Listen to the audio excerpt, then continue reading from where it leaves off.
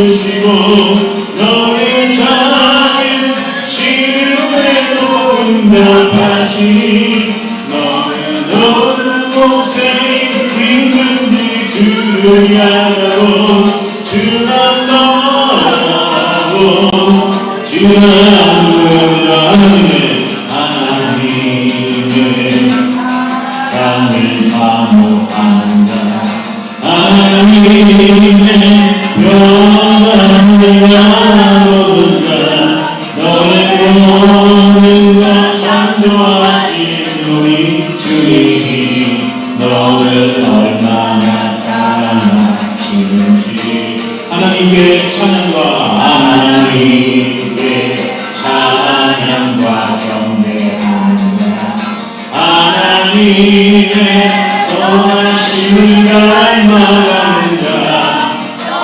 모든 것 창조하신 우리 주님 너를 자녀 삼으 아멘 하나님 사랑해 하나님 사랑의 눈으로 너를 언제나 바라보시고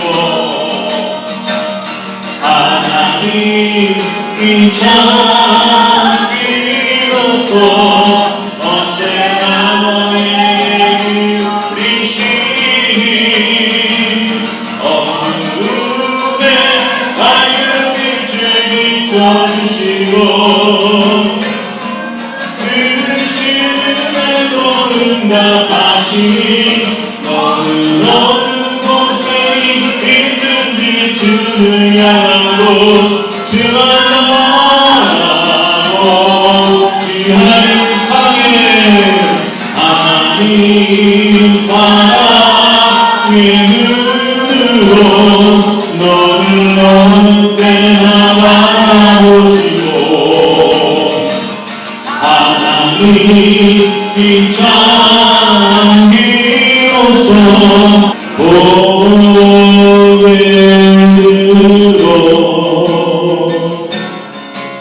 주를 마시네 어둠이 어여 배하며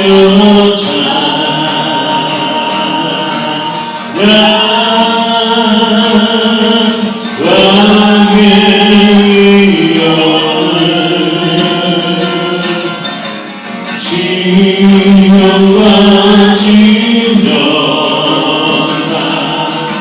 찬양으로 영광 돌려 나라의 왕의 복으로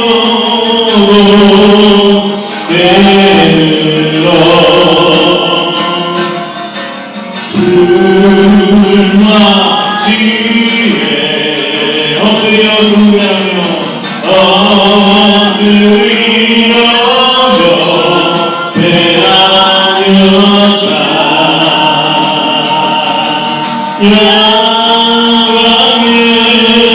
찬양의 위엄을 진영과 진정한 찬양으로 영광 돌려 나라의 왕의 위엄을 왕의 위엄을 진영과 진정한 찬양으로 영광 돌려 왕의 위엄을 신령과 진정한 왕의 위엄을 진령과 진정한 찬양으로 영광 돌려 나라의 왕께 하나님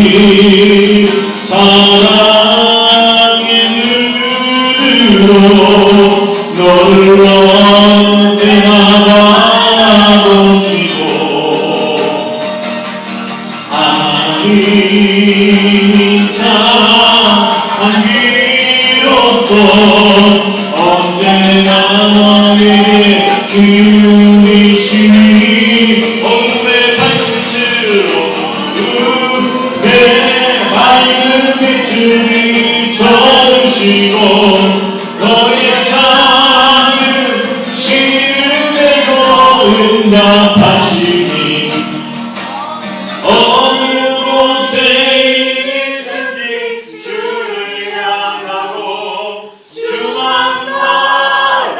7절 말씀입니다. 다 함께 있습니다. 시작. 예수께서 이르시되 내 마음을 다하고 목숨을 다하고 뜻을 다하여 주 너의 하나님을 사랑하라 하셨으니. 아멘. 예, 오늘은 하나님을 사랑하라라는 제목으로 하나님의 말씀을 증거하도록 하겠습니다.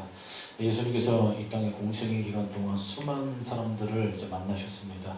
만나셔서 했던 것이 있는데 이제 말씀을 가리키고 이제 사람들을 치유하고 회복시키는 일들을 하셨어요. 그 공생의 기간에 예수님께서 특별히 사람들에게 이제 말씀을 가르쳤다라는 것입니다. 말씀을 가르치기 시작할 때 하나님의 놀라운 일들이 일어났다라는 것입니다. 여러분, 그래서 예수께서 말씀을 전하실 때 사람들에게 그 말씀은 권위가 있었어요. 그리고 그런 예수님의 그런 것들을 보면서 사람들이 이제 따르기 시작했습니다. 예수님의 이제 팬이 생긴 것이에요. 팬덤이 생긴 것입니다. 그런데 이제 사람들이 좋아하고 따라다니고 이제 그 무리가 이제 엄청나게 늘어나니까 싫어하는 이제 부류가 있었다라는 것입니다. 누가 싫어했겠어요? 그 당시에 종교 지도자들이 예수님을 그렇게 싫어했다라는 것입니다. 그래서 이제 예수님의 말씀을 이제 대적해서 이제 논쟁을 벌이는 일들을 했다라는 것입니다. 예수님께서 그 논쟁 가운데에 지지 않았다라는 것입니다. 성경을 보면 알 수가 있어요. 오늘 말씀에도 보면은 예수님께서 사두개인들과 이제 논쟁을 벌이죠. 그리고 그들을 한마디도 할 수 없게끔 만들었다라는 것입니다. 그 소식을 바리새인들이 듣습니다. 바리새인들이 그래서 이제 모입니다. 그리고 그 중에 한 율법사가 예수님께 질문을 해요. 궁금해서 질문했을까요? 아니에요. 예수님을 시험하려고, 어떻게든 공격해보려고, 넘어뜨리려고 예수님께 그래서 질문합니다. 예수님에게 이제 대답할 수 없을 거다라고 이제 생각을 하고 그 질문을 준비해 와서 예수님의 권위를 무너뜨리고 자기 자신들이 바리새인들이 더 우세하다, 그것을 드러내고 싶었다라는 것입니다. 율법사가 예수님께 물어요. 선생님, 율법 중에서 어느 계명이 크다라고 생각합니까? 어느 계명이 제일 크다라고 생각합니까? 여러분, 이 바리새인, 율법을 연구하는 율법사는 쉽게 얘기해서 성경을 연구하는 사람이에요. 그래서 이 율법에는 전문가입니다. 전문가면은 당연할 사람이 없어요. 그 분야에 있어서는 이제 최고라는 것이에요. 그래서 지금 이 율법사가 예수님께 한 이 질문은 보통 사람들에게는 굉장히 어려운 질문이라는 것이에요. 선생님, 율법 중에서 어느 게 큰 계명입니까? 그 다음에 이제 예수님께서 대답하는 내용 우리는 알고 있기 때문에 답을 알아요. 예수님이 뭐라고 대답했는지. 그런데 이 질문이 이제 자세하게 들여다보면은 굉장히 난해한 질문이라는 것이에요. 구약에는 약 한 613개의 율법이 있다고 하죠. 그 율법을 다 아는 것도 어려운 일이고, 그 많은 계명 중에서 큰 계명이 뭘까 선택하는 것, 고르는 것도 여러분 쉬운 일이 아니라는 것입니다. 근데 예수님께서 그 질문을 받으신 후에 당황하지도 않으시고 대답을 하셨다는 것이에요. 뭐라고 대답하십니까? 내 마음을 다하고 목숨을 다하고 뜻을 다하여 주 너의 하나님을 사랑하라, 그렇게 대답을 하셨다는 것이에요. 그리고 거기서 끝나는 것이 아니라 두 번째 중요한 계명도 이제 말씀해 주시죠. 내 이웃을 내 자신과 같이 사랑하라. 예수님께서는 두 가지를 말씀하셨어요. 첫 번째가 뭐예요? 하나님 사랑하라.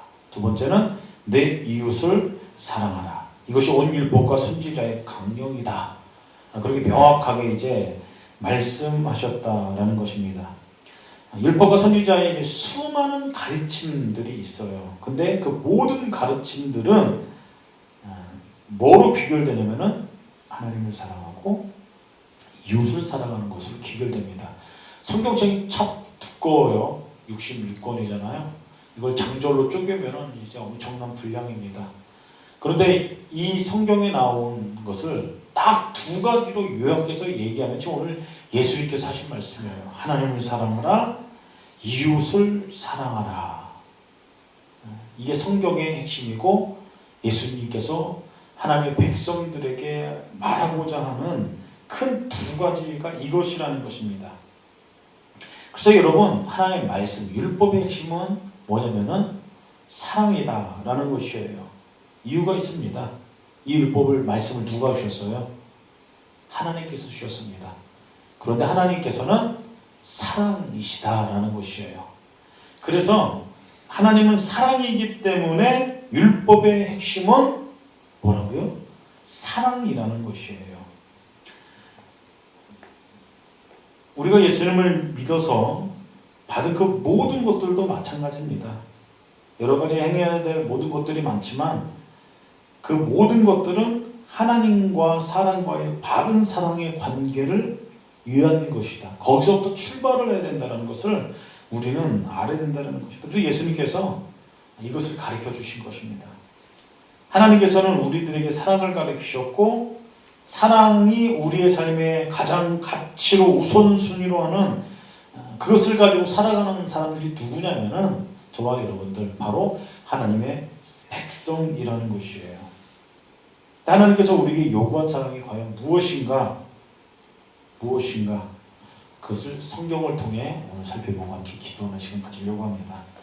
예수님께서는 여러분 우리의 사랑의 대상에도 이제 순위가 있다라고 이제 말씀하는 것이에요. 사랑한 사람들이 살아가는 데 있어서 이제 굉장히 어떻게 보면 커다란 주제이죠. 사람이 사랑하는 대상은 사람이 될 수도 있고 다른 것이 될 수도 있다는 사실을 우리는 기억해야 됩니다. 여러분 뭘 사랑하면서 살아갑니까? 어떤 사람은 짐승을 사랑합니다. 요새 이제 개, 고양이, 반려동물이라고 하잖아요. 그래서 뭐 동물병원도 여기저기 많이 생기고 요즘에는 이제 반려동물 장례식장도 이제 오래전부터 생겼어요. 처음에 이게 제가 말씀드렸더니 이게 장사가 될까 했더니 이제 뭐 되니까 이제 잘 되니까 그게 있겠죠. 동물을 정말로 사랑하는 사람들이 있기 때문이라는 것이에요. 조금 이제 좀 지나면은 어떤 분들이 좋아하는 음식을 못 먹게 돼요. 뭘 못 먹어요? 보신탕. 좋아하시는 분들 이거 못 먹을 때가 온다라는 것이에요. 동물을 사랑하는 사람들이 있기 때문이에요. 어떤 사람은 이제 식물을 사랑하기도 합니다. 식물을 사랑하기도 하고, 그래서 취미가 이제 막 꽃 같은 거 키우고 정원 가꾸고 하시는 분들이 있잖아요. 어떤 사람은 돈을 사랑하기도 합니다. 어떤 사람은 자기 자신의 이제 취미를 사랑하기도 해요. 자기 자신을 사랑하기도 하고, 술을 사랑하는 사람들도 있고, 술 없으면 못 산다라고 해서 매일같이 이제 술 마시는 사람들 있지 않습니까? 사람을 사랑하기도 하고, 수많은 것들을 사랑하는 사람들은 저마다 난 이것을 사랑해 라고 생각하며 그것을 추구하고 실제로 그렇게 움직여가면서 이 세상을 살아가고 있다는 것이에요. 그래서 사람들은 저마다 사랑하는 대상이 다릅니다. 그리고 최고의 가치를 거기다 부여하고 살아간다는 것이에요. 그런데 예수님께서는 그렇게 말씀하시는 것이에요. 가장 우선하여 사랑해야 될 분이 하나님이다. 그렇게 말씀하는 겁니다. 여러분, 하나님을 사랑한다는 것은 다른 거 사랑하지 마라 그 얘기가 아니에요.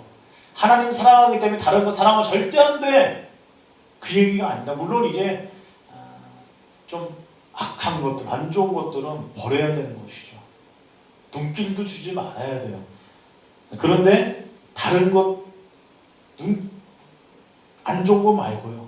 다른 거 이제 뭐 취미 생활이나 자기가 이제 추구하는 것들이 있어요. 그거 다 버리고 그거 다 포기하고 하나님만 사는 그 얘기가 아닙니다. 다른 것도 사랑해도 돼요. 그렇지만 하나님과의 사랑이 그 관계가 바로 세워질 때 다른 것들도 바르게 사랑할 줄 알게 된다라는 것입니다. 하나님을 사랑하는 것이 다른 사람과 차별되는 것이 있어요. 하나님을 사랑하는 것은 어떻게 사랑해야 되냐면은 마음을 다하고 목숨을 다하고 뜻을 다하여 사랑해야 된다라고 성경은 명확하게 이야기하고 있다라는 것입니다. 우리는 하나님을 사랑할 때 마음을 다해서 사랑해야 돼요. 마음을 다해서. 이 마음이라고 하는 것은 원어로 보면은 이제 사람의 생명과 영혼 그 모든 힘의 근원을 말한다고 합니다.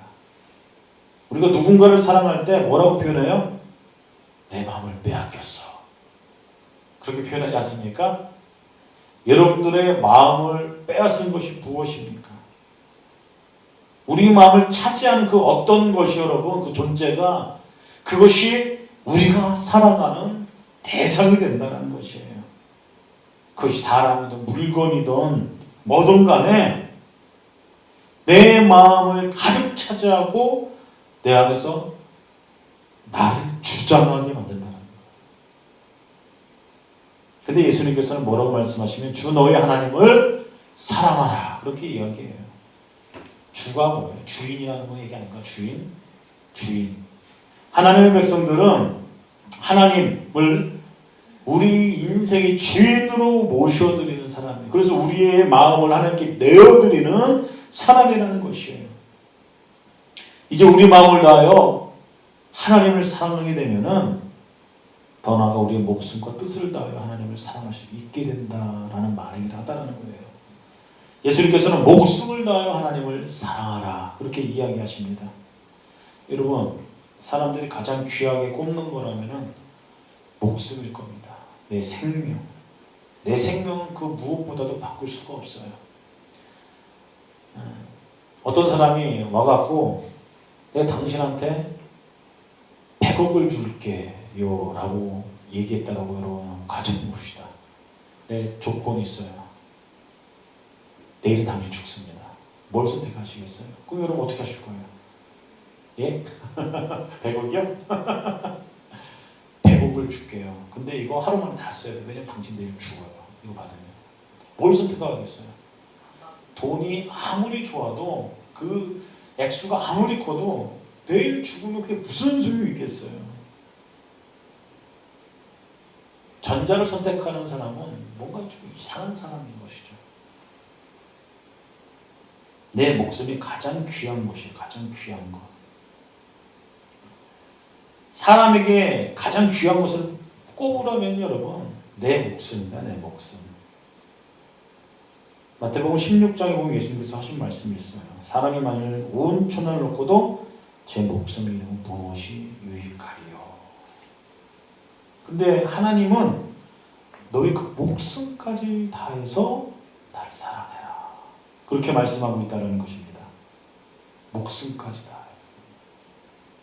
그리고 뜻을 다하여 하나님을 사랑하라 그렇게 말씀하고 계세요. 이 뜻이라고 할 때 썼던 이제 원어의 뜻이 있습니다. 그 단어의 뜻이 뭐냐면 생각, 이해력, 의지로 해석이 돼요. 하나님은 우리의 의지, 우리의 힘을 다해서 우리의 이해력을 다해서 생각을 다해서 온전히 하나님을 사랑하라 그렇게 말씀하고 있다는 것입니다. 그래서 여러분 결론적으로 하나님께서는 우리의 마음에 어떤 일부분을 원하시는 게 아니라는 것이에요. 우리 모든 것 마음과 목숨과 뜻을 다해서 하나님을 사랑하라. 하나님을 사랑하라. 다 하여서 언어로 모든 전체 그것을 이야기하고 있어요. 하나님은 우리의 목숨과 뜻에 그 마음의 어떤 일부분이 아니라 모든 것을 맞춰서 하나님을 사랑하기를 원하신다라는 것입니다. 우리의 마음을 차지하고 있는 것이 무엇입니까? 하나님께서 내 마음을 가득 채우셨어요. 목숨과 뜻을 다해 내가 마음을 다해 하나님을 사랑하고 있어요. 여러분 그렇게 자신 있게 대답할 수 있는 저 여러분들을 되기를 예수 그리스도의 이름으로 축복합니다. 근데 여러분 마음과 목숨과 뜻을 다해 하나님을 사랑하라고 여러분 그렇게 의심하신 적 없어요? 왜 이런 걸 불편한 걸 요구하실까? 그렇게 생각해 보신 적 없어요? 왜 하나님께서는 이렇게 불편한 걸 요구하실까? 좀 적당히 사랑하면 좀 어때서? 참 마음 불편하다. 근데 여러분 성경을 천천히 살펴보면은 하나님께서는 우리에게 이 전적인 사랑을 요구하시기 전에 사실상 하나님께서 먼저 저와 여러분들을 그렇게 사랑하셨다는 것입니다. 그래서 우리가 그 하나님의 놀라운 사랑을 온 마음으로 온 몸 우리가 경험하게 되면은 하나님을 우리가 그렇게 사랑할 수밖에 없다는 것이에요. 하나님이 세상을 이처럼 사랑하사 독생자를 주셨으니 하나님께서 예수님을 우리에게 준 이유가 있어요. 세상에 준 이유가 있어요. 세상을 사랑하셨기 때문에 저와 여러분들을 사랑하셨기 때문에. 근데 보십시오. 제가 자주 말씀드리는 거지만은 저와 여러분들은 이 하나님의 사랑을 받을 만한 존재가 아니라는 것이에요. 로마서 5장 말씀 가운데 우리가 아직 죄인 되었을 때에 그리스도께서 우리를 위하여 죽으심으로 하나님께서 우리에 대한 자기의 사랑을 확증하셨느니라. 하나님께서 먼저 마음을 다해서 모든 목숨을 다해서 뜻을 다해서 죄인된 저와 여러분들을 온 세상을 사랑하셨다라는 것입니다. 하나님께서 우리를 사랑하는지를 어디서 확증하셨어요? 십자가에서 예수님께서 죽으심으로 그 사랑을 보여주셨다라는 것입니다. 안타까운 것은 여러분 사람들은 이 하나님의 사랑을 알지 못한다는 것이에요. 깨닫지 못한다는 것입니다. 오히려 더 세상 사람들은 이 하나님의 사랑을 비웃는 사람들도 있어요.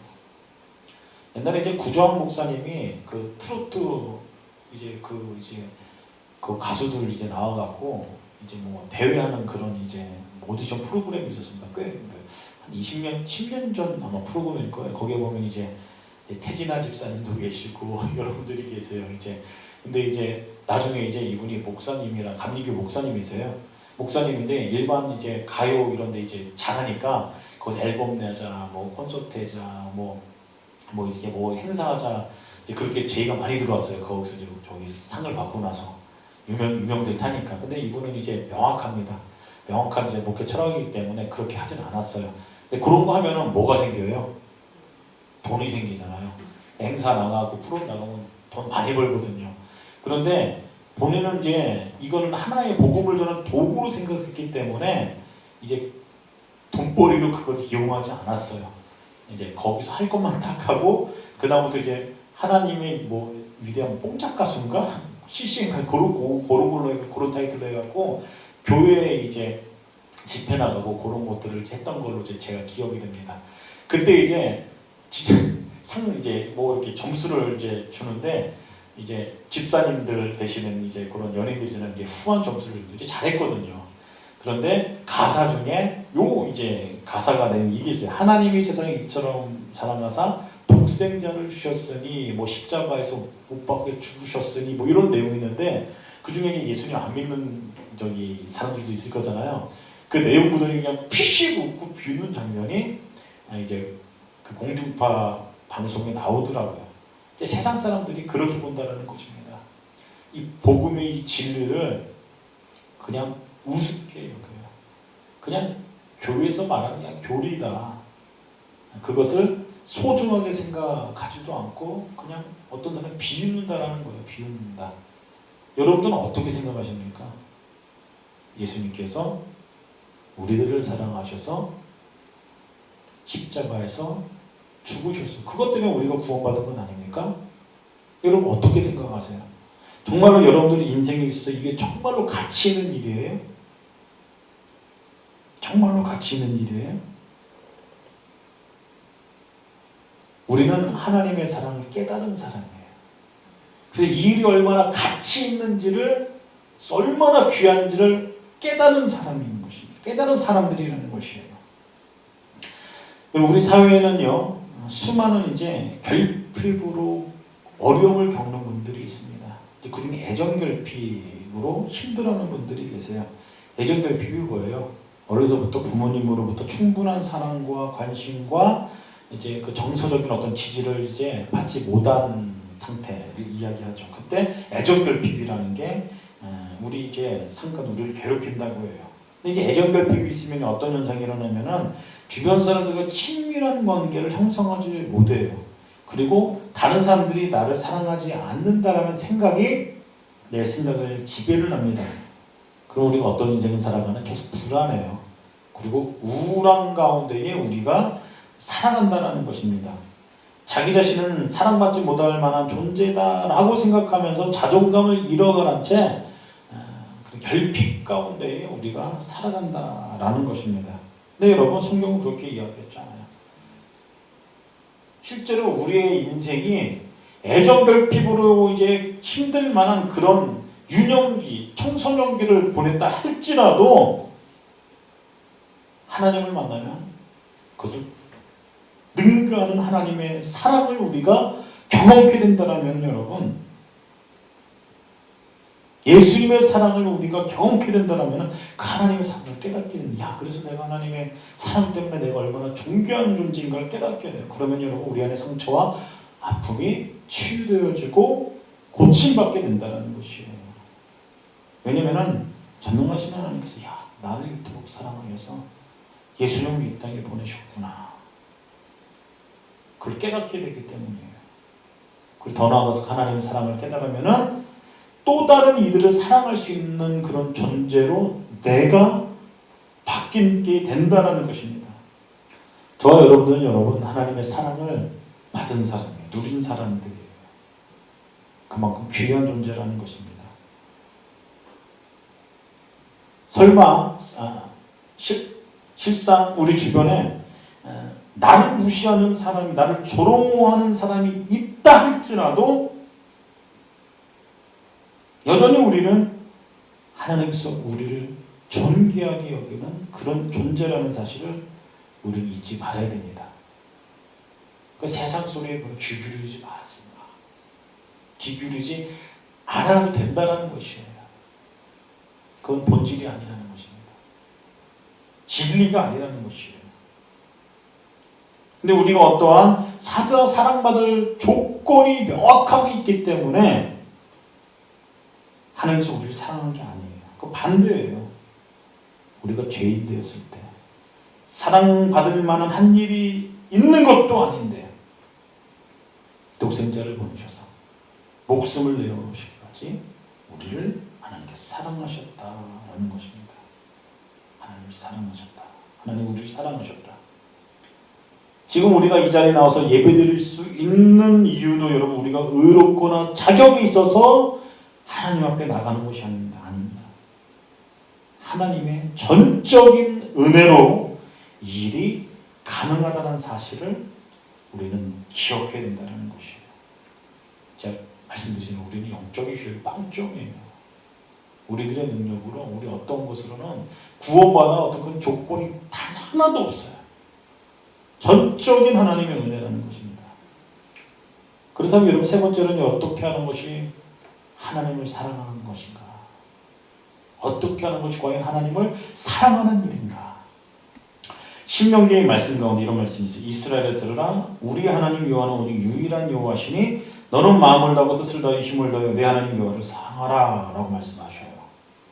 그리고 그 뒤에 기록된 내용을 살펴보면은 하나님의 계명을 지킬 것에 대해서 명령하고 있다는 것입니다. 그래서 하나님의 계명을 지키는 것이 곧 하나님을 사랑하는 일이다. 그렇게 말할 수 있다는 것입니다. 예수님께서 이렇게 말씀하세요. 요한복음 14장에 보니까 나의 계명을 지키는 자라야 나를 사랑하는 자니 나를 사랑하는 자는 내 아버지께 사랑을 받을 것이요 나도 그를 사랑하여 그에게 나를 나타내리라 라고 말씀하고 있다라는 것입니다. 누군가를 사랑하게 되면 여러분 사랑하는 사람이 원하는 것을 이제 들어줍니다. 그리고 내가 그 사람을 사랑하고 있음을 드러낸다는 것이에요.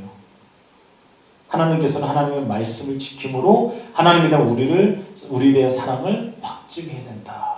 그렇게 이야기하고 있다라는 것입니다. 하나님의 말씀을 지킴으로 하나님의 사랑을 확증해야 된다.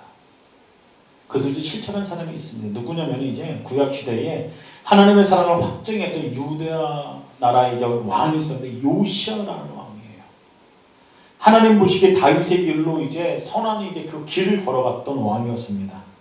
성경은 요시아 왕을 이렇게 평가하고 있어요. 요시아와 같은 같이 마음을 다하고 뜻을 다하여 힘을 다하여 모세의 모든 율법을 따라 여호와께 돌이킨 왕은 요시아 전에도 없었고 후에도 그와 같은 자가 없었더라 라고 이렇게 말씀하고 있습니다. 성경은 요시아 왕이 마음과 뜻과 힘을 다하여 하나님을 사랑한다는 말을 대신해서 뭐라고 기록하고 있냐면 모세의 모든 율법을 따랐다 그렇게 기록하고 있어요. 그래서 요시아 왕은 하나님의 말씀 율법을 지킴으로 하나님을 마음과 뜻과 힘을 다해서 사랑했다는 것을 확증했다는 이야기입니다. 하나님의 말씀을 지킬 때 여러 가지 이제 동기가 있을 거예요. 두려워서, 야 이거 안 지키면 이제 뭔 일 날 것 같아서 억지로 하는 것이죠. 이거 안 지키면 벌 받을 것 같아서 억지로 하는 겁니다.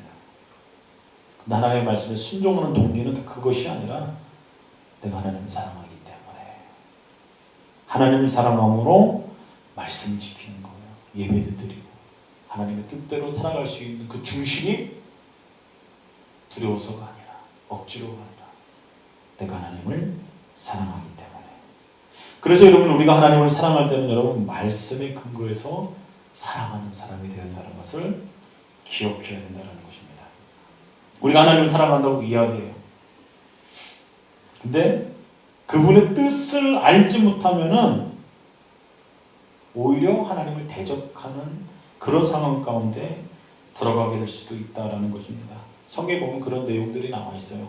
베드로 예수님 수제자 아닙니까? 예수님을 사랑하는 그 열렬히 사랑했던 베드로 그만큼 예수님을 사랑했던 사람이 어디 있겠습니까? 예수님을 참 좋아했어요. 예수님 정말 사랑했습니다. 근데 말 한마디도 일어나지 예수님께 책망받은 일이 있어요. 예수님께서 제자들에게 너희는 나를 누구라 하느냐 그렇게 이제 묻죠. 여러분 잘 알듯이 베드로가 대답합니다. 주는 그리스도시요 살아계신 하나님의 아들입니다. 그게 고백이에요. 예수님께서 그 말씀 그 고백을 듣고 굉장히 기뻐하셨어요. 베드로를 칭찬하셨어요. 그리고 예수님께서 나 죽는다. 그렇게 이제 뜬금없는 소리를 하십니다. 칭찬하시고 나서 나 종교 지도자에게 고난받고 죽어. 그리고 3일 다시 살 거야. 큰 비밀 하나를 이야기하세요. 베드로가 그 얘기 듣자마자 벌떡 일어나서 뭐라고 얘기해요? 그렇게 하지 마세요. 이 일이 결코 죽게 비치지 않으리라. 내가 다 막을 거예요. 어떻게 그런 말 할 수가 있어요? 내가 그 일 안 일어나게 만들 겁니다. 항변합니다. 막. 베드로가 예수님 싫어서 그런 얘기했겠어요? 아니에요. 사랑이기 때문에 한 거예요. 왜 예수님께 그런 일이 벌어져요? 내가 다 막을 거예요. 온몸으로 무슨 수를 쓰든지 내가 그 일 막을 거예요. 예수님 사랑하기 때문에. 열렬히 사랑하기 때문에. 예수님이 고난과 죽임 당하신다는 그 이야기를 듣고서 그 이야기를 한 겁니다. 그럼 예수님께서 거기에 듣고 뭐라고 말씀하셨어요? 그래 잘했다 좋은 생각이다 그렇게 얘기 아니에요. 사단아 내 뒤로 물러가라. 너는 나를 넘어지게 하는 자로다. 네가 하나님의 일을 생각하지 않냐고 오히려 사람의 일을 생각하는 듯다. 베드로는 예수님을 사랑하기 때문에 그런 얘기를 했어요. 근데 그것은 여러분 하나님의 뜻이 아니었어요. 오히려 오히려 예수님을 넘어지게 하는 자라 책망을 받아요. 여러분, 하나님을 사랑하기 위해서는 하나님의 말씀을 알아야 됩니다. 하나님의 말씀을 잘 지켜야 돼요. 하나님의 말씀을 잘 지키기 위해서 하나님의 말씀을 늘 기억해야 돼요. 잘 읽어야 돼요. 잘 알아야 돼요. 그래서 하나님의 뜻을 알 수가 있다는 것이에요. 하나님을 사랑한다는 것은 여러분 감정적인 그런 차원이 아니라는 것입니다. 하나님의 말씀을 사랑하는 것, 하나님의 말씀을 읽는 것, 그 말씀 그대로 행할 때 우리는 바로 올바로 하나님을 사랑하는 그 길을 걸어갈 수 있다라는 것이에요. 하나님을 사랑하십니까? 하나님의 말씀을 사랑하는 거예요. 하나님의 말씀을 사랑해요. 그 말씀 그대로 사는 겁니다. 여러분, 우리들의 그런 모습을 보면서 그 영향력이 어디로 흘러가겠어요?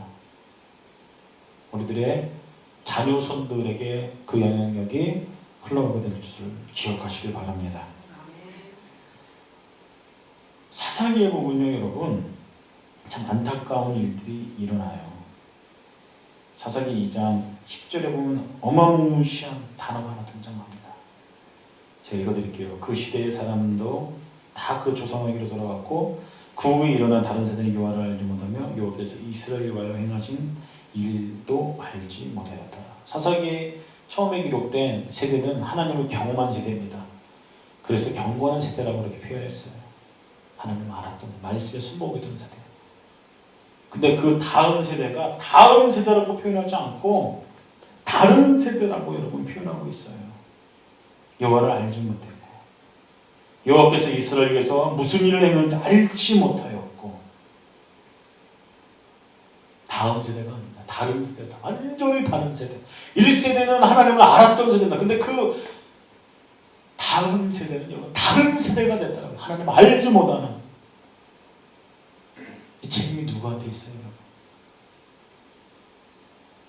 부모 세대 책임이라는 것입니다. 하나님의 말씀을 기억하고 그 말씀을 가르치고 그 말씀을 전하지 않았던 결과가 다른 세대가 일어났다. 그래서 사사기 어두운 역사를 시작하게 되죠. 그 원인이 하나님의 말씀을 가르치지 아니했다. 우리가 하나님의 말씀대로 사는 것뿐만 아니라 그 말씀을 가르쳐야 된다는 그 누구한테요? 우리들의 자녀손들한테 가르치기 시작할 때 다른 세대가 아니라 하나님을 섬기는 다음 세대가 일어나게 된다는 것을 기억하시길 바랍니다. 말씀을 정리합니다. 예수님께서 말씀하셨어요. 계명의 가장 크고 첫째 계명이 뭐냐면은 주 너의 하나님을 사랑하라. 여러분 마음을 찾아낸 것이 무엇입니까? 마음을 다하여 뜻을 다하여 온 우리 목숨까지 다하여서 사랑할 분이 하나님이고 하나님을 사랑한다는 것은 감정적이가 아닌 것을 기억하며 말씀을 사랑하는 거며 말씀을 조차 우리가 살아가는 거며 우리가 살아가는 것 삶으로 살아가는 것뿐만 아니라 그 말씀을 자녀손들에게 가르치는 그래서 하나님의 놀라운 은혜와 축복을 경험하는 여러분들이 믿음의 가정들이 다 되기를 예수 그리스도의 이름으로 축복합니다. 시간 함께 기도하는 시간 갖도록 하겠습니다. 하나님 한 분만을 사랑하는 우리 모두가 되게 하여 주시옵소서.